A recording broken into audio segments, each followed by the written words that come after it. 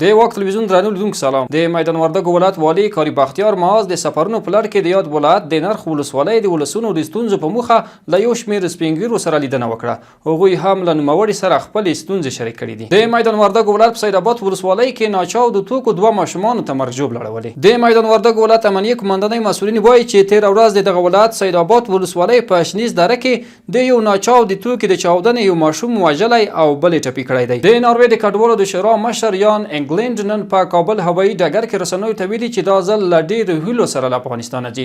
نوموړي زیاته کړې چې په کندهار او کابل کې د سرپرست حکومت له چارواکو څخه ډاډ ترلاسه کړی چې د ښځو د کار او زده کړې لپاره به په ملي تګلاره ډېر ژر نهایي شي. د ملګرو ملتونو د بشري مرستو د همغږۍ دفتر یو چا وایي په 2023 کال کې د روغتیایي خدماتونو د وړاندې کولو لپاره په افغانستان کې 500 میلیونه ډالرو ته اړتیا ده. بل پلو اروپایي ټولنې له افغانستان سره د نږدې 100 ټنه درملو او طبي وسایلو د مرستې اعلان کړی. د افغانستان لپاره د اروپایي ټولنې د سیاسي استازي مرستیال راپلین لوډیس پر ټویټر باندې لیکلي د دې مرستې د رسیدو خبر ورکړی. کاناډا او سعودي له 15 کالو وروسته په خپل منځ کې ډیپلوماټیک اړیکې بیا پیل کړي دي.